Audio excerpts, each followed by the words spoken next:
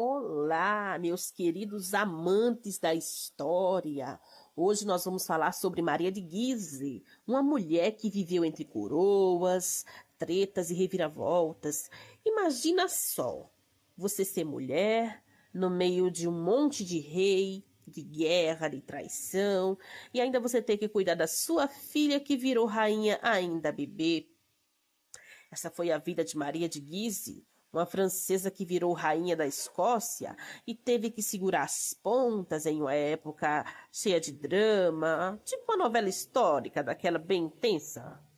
Então, Maria de Guise, ela era de uma família muito poderosa da época medieval, né? Vamos voltar a 500 anos atrás comigo. Maria nasceu na França em 1515, numa cidade chamada Bar-le-Duc. Só para a gente ter uma ideia, é como se hoje em dia alguém tivesse nascido em Paris, só que é uma pessoa bastante rica aí do mundo aí socialmente, conhecido como pessoa muito rica de família bem rica, né? Então, Maria de Guise, ela era filha de um duque famosão e a mãe dela era da família Bourbon. É, aquela família Bourbon que mais tarde iria se tornar uma das mais importantes da França, os Bourbons, né? Tipo ter parentes na alta cúpula da política e da igreja ao mesmo tempo. É como se alguém famoso hoje, né, tivesse um primo deputado, ou uma prima cantor, ou um tio que é padre, ou alguém que serve lá no Vaticano, e por assim por diante. É tipo isso. Ela cresceu cercada de gente importante, como eu acabei de falar, né? E isso foi desde cedo, viu? Desde o nascimento dela, de Maria de Guise, né? Ela foi criada para viver no luxo e nas tretas reais. Ela recebeu educação com toda a pompa, né? De princesinha, de nobre, né? Com apenas 5 anos de idade, ela se tornou madrinha da sua própria irmã. Naquela época, ela tinha vários irmãos, como era comum na época as pessoas terem vários filhos. Era normal para a época, era uma bênção, né? Para eles, não importava se você fosse rico ou não, mas era comum ter vários filhos. Com 14 anos de idade, Maria, ela saiu do convento. Ela viveu num convento, né? Com a avó dela. Aos 14 anos, ela saiu desse convento lá na França. Era tipo assim, ela saiu de lá para viver na corte francesa, né? É tipo uma pessoa hoje em dia que estuda numa escola e os pais mandam para um colégio interno para ela receber uma educação melhor, é tipo isso. Só que Maria vivia praticamente na colmeia lá, na colmeia mesmo das abelhas, viu? Porque é lá que estavam todas as rodas da fama da época. Lá tinha príncipes, fofoca, festa, princesa. Então ela começou a ser educada lá dentro, né? Ela ficou amiga da filha do rei. O rei francês da época tinha uma filha e Maria virou amiga dessa filha desse rei, né?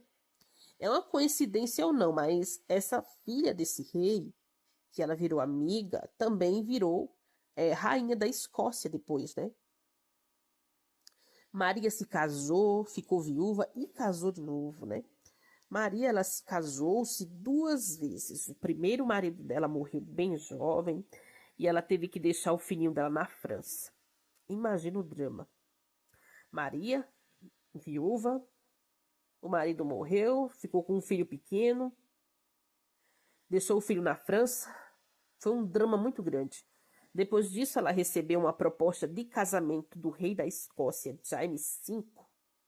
É tipo ela ser chamada para mudar de país e virar rainha de uma terra cheia de desafios.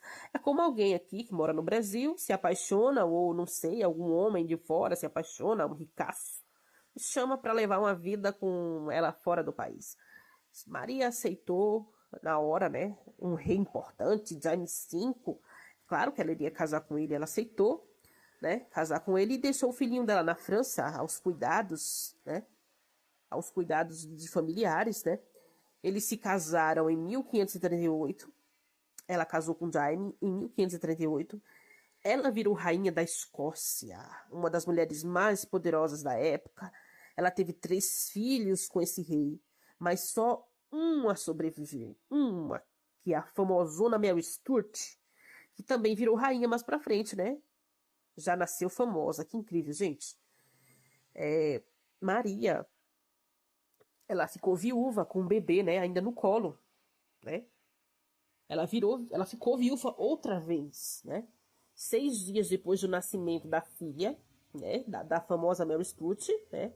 O marido dela morreu, imagina. Jaime só teve tempo de conceber a sua filhinha, que seria a futura Mary Stuart. Maria de Guise ainda viúva, com o bebê recém-nascido no colo. Esse bebezinho que já era uma rainha. Naquela época era muito comum isso acontecer, viu, gente? Não existia isso de esperar a maioridade, não. Era uma época onde a espada era lei. Então, a partir daquele momento, Maria de Guise, ela teve que colocar a armadura no sentido figurado mesmo. E ela teve que lutar pelo direito de proteger a filha dela e governar o país no lugar dela. Maria era como uma regente, né? A filha dela não podia governar, era um bebê. Mas a mãe assumia o lugar enquanto a filha não tivesse entendimento, como já diz os mais velhos, né? Se entender de gente. Maria virou regente, né? Que é a mãe que manda em tudo, até a filha dela crescer. A partir daí os problemas só começaram, minha gente. Foi só o rei Jaime ter morrido, como eu acabei de dizer, que nessa época a Europa tava num toma lá da cá. A Europa tava igual uma família em guerra. Tipo aquelas famílias que brigam, que estão de guerra, estão de mal, por assim dizer. A Europa estava numa treta gigante entre católicos e protestantes. Pensa, tipo uma guerra de torcida, mas muito mais violenta e política. Era uma guerra de política mesmo, gente. Era violência extrema, né? Maria era católica e ela tentou manter a Escócia fiel à Igreja de Roma. Mas isso causou muitas reviravoltas no país da Escócia. E para piorar, o rei da Inglaterra, Henrique VIII, é isso mesmo, aquele Henrique VIII que teve várias esposas, que mandou decapitar 2 de suas esposas, que desafiou a Deus e tudo mais. Henrique VIII, aquele rei bem fortão, com licença da palavra e todo respeito, aquele rei obeso que vemos em retratos. Isso mesmo, ele queria que a Escócia se juntasse à Inglaterra através de um casamento arranjado. Ele queria mais uma vez mandar. Ele queria que a Escócia pertencesse à Inglaterra. Ele queria que Mary Stuart, ainda bebezinha, fosse dada em mão, né? A mão dela, né? Numa aliança com a Inglaterra. Só que a Escócia disse: não, valeu, a gente prefere a França. O resultado? A Inglaterra invadiu, queimou cidades e foi um caos. Henrique VIII odiou. Henrique VIII imediatamente mandou queimar cidades, porque ele não aceitava um não como resposta. Queimou cidades, prejudicou pessoas e assim por diante, né? E a guerra foi tremenda. Depois de tanta treta, desgaste, estresse, Maria acabou ficando bem doente. Maria morreu em 1560 por causa de uma doença chamada hidropisia, que é quando o corpo acumula líquido, tipo inchaço generalizado. Aquelas pessoas que fica bem inchadona, assim, que a gente vê, que a gente diz assim, ah, meu Deus, essa aí tá com o pé na cova.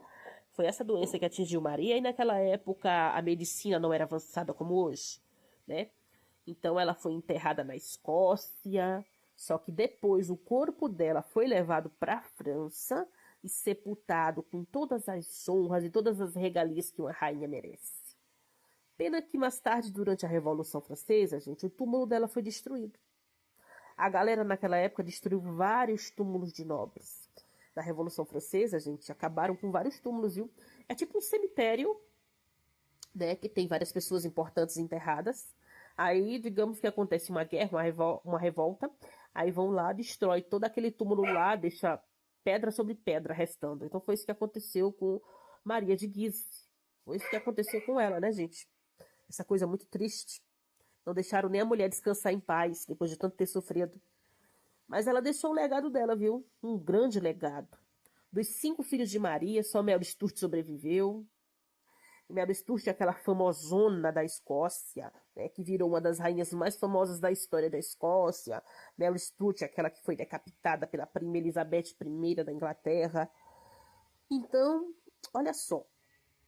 Maria de Guise, ela não foi só uma rainha de retrato bonito, não. Como a gente vê, ai que mulher bela, e ela bonita, viu? Era bonita. Ela foi mãe solo de uma rainha bebê. Ela enfrentou nobres, pessoas poderosíssimas. É como se hoje uma pessoa só, né, rica, tivesse que enfrentar vários políticos que queriam exigir algo dela, né? Então ela enfrentou tudo isso sozinha, crises religiosas, as guerras que estavam acontecendo, e ainda ela segurou o país nas costas. Pense uma guerreira, viu? Uma verdadeira rainha raiz mesmo. Gente, e assim, se você gostou da história, agora da próxima vez que eu falar de rainha, você lembra que teve uma que encarou tudo isso sem internet, sem WhatsApp e sem aliados confiados por perto, né? Que mulher, hein? Então, gente, se vocês quiserem saber mais, deixa um comentário, compartilha, curte, fala para os teus amigos. E tchau, tchau. E eu terei o prazer de trazer mais fofocas da realeza do passado. Obrigado, um grande beijo e tchau, tchau.